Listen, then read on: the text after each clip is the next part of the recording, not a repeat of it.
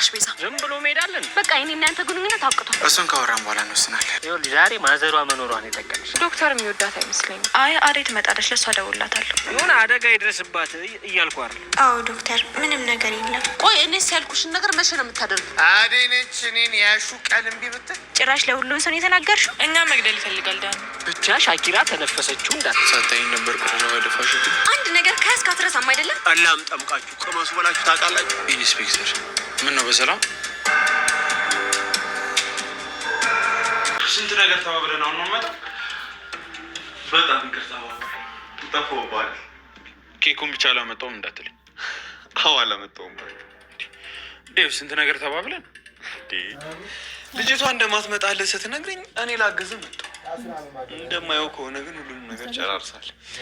ትንሽ ብቻ እዚህ ጋር ዊሊዩ ሜርሚ ሚለውን ነገር ረስተሃል። ባቡሬ ለለሊ ቀለበቱን ሊያደርግላት ዝግጅቱን ጨርሶ ይገኛል። ለዚህም ታዲያ ይህ ፕሮግራም እንዲካሄድ ያገዙት የነበሩት አደይና ዴቭ ነበሩ። ለሊንም ይዛት እንድትመጣ አደይን ካዘዟት በኋላ አደይ ተዘገጃጅና እንውጣ ስትል ለለሊ ነግራት ትገኛለች። ለሊም የተገዛልሽን አዲስ ቀሚስ ልበሽና ዝንጥንጥ ብለን እንውጣ ስትላት አደይ ቆይ ምን ተገኝቶ ነው? ለምንስ ነው እንደዚህ ዝንጥንጥ የምለው? ከዛ ስለምንድን ነው የምንወጣው? ስትልም በጥያቄ እያፋጠጠቻት ትገኛለች። አደይም ቀሚሱን እየገዛሁልሽ ለጓደኝነታችን ስል ነው። እናም ደግሞ ተዘገጃጅተን የምንወጣው ልጋብዝሽ ስለሆነ ነው። የተገኘ አዲስ ነገር አለ። እሱን አዲስ ነገር ደግሞ የምነግርሽ እዛው ከሄድን በኋላ ነው ስትልም ነበር ለሊን እያሳመነቻት የምትገኘው። ለሊም ደስታሽ ደስታዬ ነው በማለት የአደይ ፕሮግራም ስለመሰላት ተዘገጃጅታ አብረው ለመውጣት ዝግጅታቸውን ጨርሰው ይገኛሉ። ዴቭን ባቡሬን አግዝሃለሁ ባለው መሰረት በሰዓቱ ስላልተገኘለት ባቡሬ እጅግ በጣም ተናደደበት። ዴቭ ቀይ ስንት ነገር አማክሬ እንዴት እንደዚህ ታደርገኛለህ? አሁን ነው እንዴ የምትመጣው? ሲልም እየጮኸበት ይገኝ ነበረ። ዴቭም ለሁሉም ነገር ደርሼልህ ነበረ፣ ነገር ግን አንተ ሁሉንም አዘገጃጅተህ ጨርሰሃል፣ ስለዚህ አጋዥ አያስፈልግህም ሲልም በባቡሬ እየቀለደበት ይገኛል። ባቡሬ የእኔ ብቻ አይደለም ያንተም ጉዳይ ይቀጥላል፣ ያኔ ደግሞ እኔን ታየኛለህ እያለም እየዛተበት ይገኝ ነበረ። ታዲያ ዴቭ ይልቁንም ዛቻውን ተውና እንዴት ለሊን እየታገብኛለሽ ጥያቄ እንደምታቀርብላት ተለማመድ እያለውም ይገኝ ነበረ። ባቡሬም ቆይ ዴቭ እስኪ አለማምደኝ፣ እኔ እኮ ምንም የማውቀው ነገር የለም እያለውም እየጠየቀው ዴቭም እያለማመደው ይገኛሉ። ሰላም ጤና ይስጥልኝ ውድና የተከበራችሁ ቤተሰቦች እንዴት ናችሁ? እግዚአብሔር ይመስገን እኔ በጣም ደህና ነኝ። በያላችሁበት ሰላማችሁ ይብዛ እያልኩኝ እንኳን ወደ ቻናሌ በሰላም መጣችሁ። ለቻናሉ ደግሞ አዲስ ከሆናችሁ ሰብስክራይብ እያደረጋችሁ ቤተሰብ ሆኑ። እንዲሁም ደግሞ ይህንን ቪዲዮ ከመጀመራችሁ በፊት ላይክ ማድረጋችሁን እንዳትረሱ። ዛሬ ደግሞ ሰራተኛዋ አደይ ፊልምን ክፍል 241 ይዤላችሁ መጥቻለሁ። እስከ ቪዲዮ ፍጻሜ አብራችን ቆዩ። በብዙ ፈተናዎች መካከል ያለፈችዋ ለሊ አሁን ደግሞ የፈተናዋ ማብቂያ ደርሶ የታገቢኛለሽ ጥያቄ ሊቀርብላት ስለሆነ እጅግ በጣም ደስ የሚል ነገር ተፈጥሯል። ባቡሬ በስከ መጨረሻ ለሊን ሲፈራ ሲቸር ኖሮ አሁን ደግሞ ይህ ፍጻሜውን ያገኘ ፍቅር አሁን የታገቢኛለሽ ጥያቄ ማቅረብ አለብኝ በማለት ነበረ ታገቢኛለሽ ሲል ጥያቄውን ለማቅረብ ዝግጅቱን አጠናቆ የጨረሰው። ለሊ ምንም ባልጠበቀችው ሁኔታ ቤኪ የታገቢኛለሽ ጥያቄ ሲያቀርብላት እጅግ በጣም ደስተኛ ትሆናለች ብዬ አስባለሁኝ። ምክንያቱም ለረጅም ጊዜ ስትጠብቀው የነበረው የህይወቷ ፈተና የነበረው ፍቅር ስለሆነ አሁን ደግሞ የፍቅሯ ፍጻሜ ተገኝቶለት አንድ የሚያደርጋቸው ነገር ሊፈጠር ስለሆነ እጅግ በጣም ደስተኛ ትሆናለች ብለን ተስፋ እናደርጋለን። ለዚህም ደግሞ አጋዥ የሆኑት ዴቭ እና አደይ አሁን በስትክክል ኃላፊነታቸውን እየተወጡ ይመስለኛል። በለሊ በኩል አደይ፣ በባቡሬ በኩል ደግሞ ዴቭ የበኩላቸውን ድርሻ እየተወጡ ይገኛሉ። ይህ ፍቅር ፍጻሜውን ሊያገኝ ስለሆነ ሙሉ ቤተሰቡ እጅግ በጣም ደስተኛ ሆኖ ይገኛል። በሌላ በኩል ደግሞ አሁንም ይቅርታሽ ያስፈልገኛል የምትለዋ ቤዛ ለሊን ሄዳ በጉልበቷ ተንበርክካ ይቅርታ ጠይቃት ነበረ።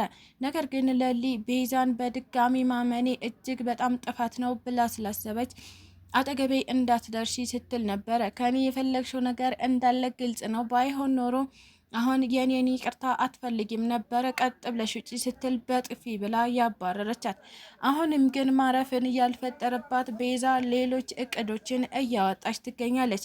ለሊን መልሼ ከአጠገቤ አደርጋታለሁ ማለትም ጓደኛዬ አደርጋታለሁ የምትለዋ ቤዛ አሁን ደግሞ ለለሊ ሌላ እቅድ እያቀደችላት ትገኛለች። እሱም ምንድን ነው? ባቡሬን በዛም በዚህም ብዬ የራሴ አደርገዋለሁ የሚል ሀሳብ ነበረ ለዳኒ ስታማክረው የነበረው። ዳኒም ይህ ነገር እንደማያዋጣ እየነገራት እባክሽ ቤዛ ከዚህ በላይ ራሽን አትጉጂ፣ አርፈሽ ተቀመጪ እያለ በነበረበት ሰዓት የገጀራውን ከእስር ቤት ማምለጥ ሰሙ። እናም ቤዛ ይህንን ነገር ለዳኒ ነገረችው። ቤዛ አሁኑኑ መደበቅ ይኖርብናል፣ ምክንያቱም ገጀራው ከእስር ቤት ካመለጠ የመጀመሪያ ስራው የሚሆነው እኛን መግደል ነው፣ ስለዚህ ይገለናል ሲል ነበር ቤዛን እየጠየቃት የሚገኘው። ቤዛም አዎ፣ ነገር ግን እሱ ሳይገለን በፊት እኛ ቀድመን እንገለዋለን፣ ማለትም ገጀራውን መግደል ይኖርብናል ስትልም ቤዛ ሌላ እቅድ እያወጣች ትገኛለች። ይህንን እየሰማው ዳኒ ቆይ ቤዛ እንዴት አድርገን ነው ሳይቀድመን የምንቀድመው? አሁኑኑ ከዚህ ቤት ለቀን እንውጣና ሌላኛው ቤታችን እንደበቅ ቤላትም፣ ነገር ግን ቤዛ እባክህ አትልፈስፈስ፣ እኔ እንዳንተ አይነት ልፍስፍስ ወንድም እንዲኖረኝ አልፈልግም፣ እባክህ ጠንካራ ሁን እያለችውም ትገኛለች። የሩታን ፍቅር ኩኩሻ ዝርግፍግፍ አድርጋ ነገረችላት። ኩኩሻ ምንም እንኳን አስባበት ባይሆንም ነገር ግን ለሩታ መንገዱን ከፈተችላት። ሩታም ይህንን ነገር ስታይ እጅግ በጣም ደነገጠች።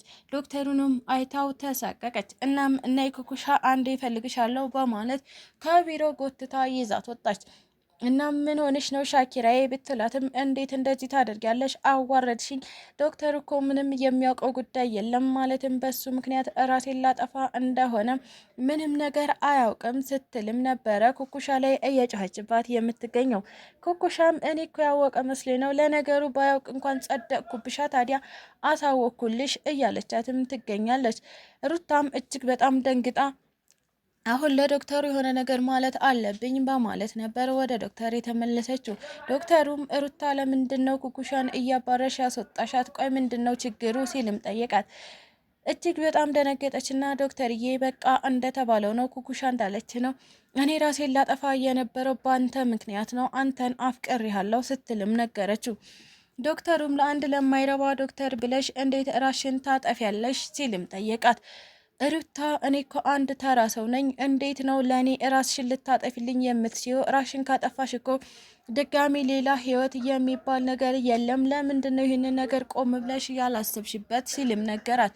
ምናልባትም ሩታ እሷን ለማጽናናት ይሁን ወይም ደግሞ ትክክለኛ ነገር ይሁን ምንም እየገባት ነገር የለም። እናም ዶክተሩ እኔን ለማጽናናት ብለህ ነው አይደል ስትልም ጠየቀችው።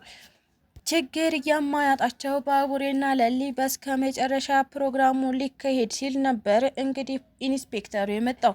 ኢንስፔክተሩ ምን ፈልጎ እንደሆነ ባይታወቅም ማለትም ባቡሬ ገጀራውን ከእስር ቤት እንዳስወጣው ወይም እንዳስመለጠው አውቆ ይሁን ወይስ ደግሞ ሌላ ምክንያት ይኖረው ፕሮግራማቸውን ሊያስቆሙባቸው ተፍ ተፍ እያለ ይገኝ ነበር። እንግዲህ በተቀጣይ ቪዲዮ የምናየው ይሆናል። ስለተከታተላችሁኝ እጅግ አድርጌ አመሰግናለሁ። ለቻናሉ ደግሞ አዲስ ከሆናችሁ ላይክ፣ ሼር፣ ሰብስክራይብ እያደረጋችሁ ቤተሰብ ሆኑ። እንዲሁም ደግሞ ሀሳብ አስተያየትም ካላችሁ ኮሜንት ላይ አሳውቁኝ። ኢትዮጵያ ለዘላለም ትኑር እያልኩ እሰናበታችኋለሁ።